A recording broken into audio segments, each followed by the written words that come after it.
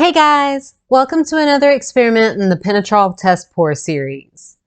For this series of acrylic pours, I'm testing out various methods and mediums while using Penetrol as the cell additive. For this canvas, I'll be using a combination of Floetrol, glue, water, and a couple of drops of Penetrol to create a beautiful funnel pour with a twist. Penetrol is a paint additive that is typically used to thin and smooth oil-based or alkyd house paints. Oil-based additives are often used in acrylic paint pouring to help produce more cell action. The oil additive wraps around bits of the pigment when you mix. Since oil and water repel each other, this gives the paint an extra push, revealing the colors below. When you mix oil into pouring medium, if you stir hard, you will typically get smaller cells. This is because the oil is breaking apart and wrapping around more and more pigment. By barely stirring in the additive, you are more likely to get larger cells to form. Since I'm running pretty low on other pouring mediums that I can throw together to test out, I turn to the glue-all. PVA glue and water are often used as a pouring medium, but I've always used it as an add-in to mixes. I start off by mixing 3 ounces of glue-all and 1 ounce of water. Since I didn't do the math beforehand, I had to mix this a couple of times to get all my cups filled. After mixing the glue and water, I added 1 ounce of it, 2 ounces of Floetrol, and 2 drops of Penetrol to each cup. I added in the Penetrol before mixing the colors this time around.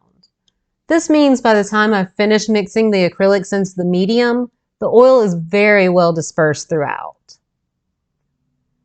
For the base, I mixed 4 ounces of glue mix and 7 ounces of Floetrol.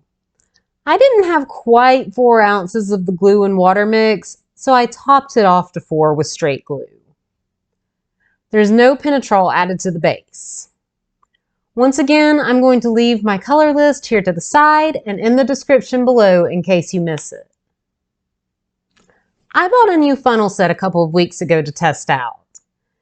The funnels themselves aren't very large. In fact, I'm using the largest of the set for this canvas. The cool thing about this set is that it has a strainer piece that fits inside of it. Naturally, I had to see what a combination strainer and funnel pour could produce. Since the funnel is on the smaller side and I'm working with a larger canvas, I went with multiple releases of paint to get enough on there to spread out. With several paths for the paint to choose to follow, there was a bit more color mixing than I had hoped, but the patterns that came from it are pretty amazing. Most of the cells in this pour are very small. In the first release, I start with the funnel on top of the base and slowly move up and away. The force of the paint falling into itself gave more cell action in this spot, mostly because of the air bubbles that formed. In the second release, I still raise the funnel as I go, just not quite as high.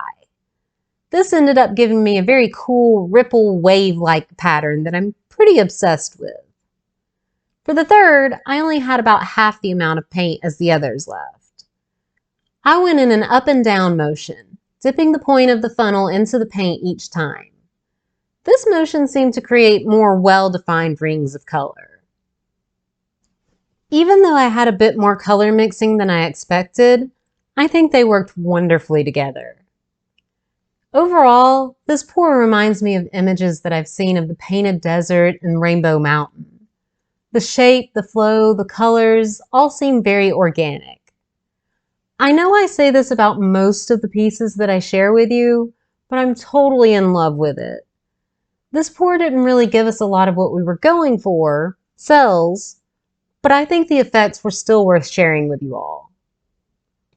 If you guys have any questions about this pour or any of the others that I've shared with you during this series, feel free to ask away in the comments below.